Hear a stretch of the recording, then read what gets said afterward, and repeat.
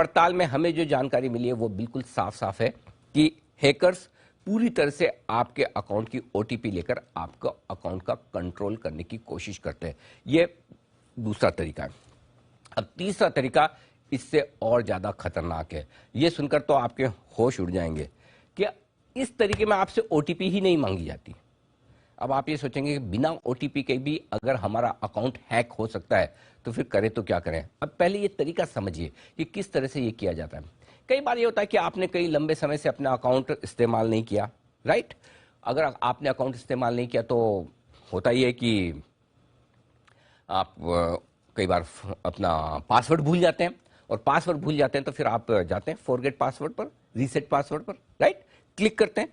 समझिए आपने जहां डीमेट अकाउंट खोल रखा है या जहां ट्रेडिंग अकाउंट खोल रखा है वहां पर आप रीसेट पासवर्ड पर जाएं या फॉरगेट पासवर्ड पर जाएं, और फॉरगेट पासवर्ड पर जब आप जाते हैं तो आपकी रिक्वेस्ट जाती है उस ब्रोकर को जिसके पास आपका डीमेट या ट्रेडिंग अकाउंट है, राइट। अब ब्रोकर आपको पासवर्ड रीसेट करने के लिए आपको एक लिंक भेजता है, राइट। और ये जो लिंक आता है वो लिंक आपसे कुछ डिटेल्स मांगता है, आपकी basic details, date of birth वगैरह, या कोई ऐसे सिक्योरिटी वाले क्वेश्चंस होंगे कि आपका पहला जॉब कौन सा था, गाड़ी कहाँ थी, आपकी मदर का मेडन नेम क्या, अलग अलग होते हैं। तो वो आप जैसे डिटेल देने की कोशिश करें आपको वो लिंक भेजा देता है। मजे की बात क्या है, ब्रोकर ने तो ये लिंक आपको भेज दिया, लेकिन ये हैकर्स इतने स्मार्ट, इतने चालाक, इतने शातिर हैं कि वो लिंक आप तक नहीं पहुंचता, इन हैकर्स तक पहुंच जाता है। और वो हैकर्स फिर वो अपने हिसाब से इंफॉर्मेशन मांगकर पासवर्ड रीसेट कर लेते हैं, और जैसे रीसेट किया कंट्रोल उनके हाथ में आ जाता है। तो ये दूसरा तरीका है जिसके जरिए आपको ओटीपी भी नहीं मांगी जाती है।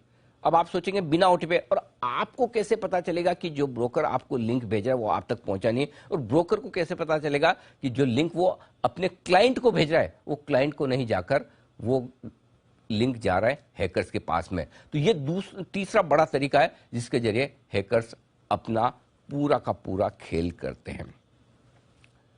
समझ में आ गया ना, ये हैकर्स कितने बड़े दिमाग वाले शातिर हैं। आप हार मान जाएं, लेकिन ये हार मानने वाले हैं नहीं। हम आपको निराश या हताश नहीं कर रहे हैं, बल्कि हम आपको ये बता रहे हैं क्योंकि ऐसे मामलों में जानकारी जो है वही आपका बचाव है। तो अब तक की पड़ताल में हम आपको बता चुके हैं कि डीमैट अकाउंट की हैकिंग कैसे होती है और इसमें आपकी क्या भूमिका होती है। लेकिन अब हम आपको बता रहे हैं कि डीमैट अकाउंट की हैकिंग होने के बाद नुकसान क्या होता है। देखिए, दो चीजें हैं। पहली चीज तो है कि डीमैट अकाउंट हैक कैसे हुआ। हैक करने के हमने आपको 3 तरीके बताए, किस तरह से, ज्यादातर और भी अलग अलग तरीके हैं, लेकिन ये कुछ चुनिंदा तरीके हमने बताए जिनके जरिए आपके डीमैट अकाउंट को हैक किया जा रहा है। हैक तो हो गया, हैक करके किसी को क्या फायदा। एक तो हैकिंग इसलिए की जाती है कि वो दिखाने के लिए कि हम दादा हैं इस इलाके के, हमने इस वेबसाइट को हैक कर लिया, हमने ये कमाल कर दिया। ये सारी बड़ी बड़े लेवल पर होती है। लेकिन ये हैकर्स वैसी दादागिरी दिखाने के लिए नहीं, ये पैसे कमाने के लिए हैकिंग करते हैं। तो यानी कि हैकिंग करने के बाद आपको दिया जाता है भरपूर नुकसान, यानी कि लॉस एक, या फिर कचरा। आप सोचेंगे कचरा? जी हाँ, आपने सही सुना, कचरा, यानी कि ऐसे शेयर जिनकी कीमत कचरे के बराबर है।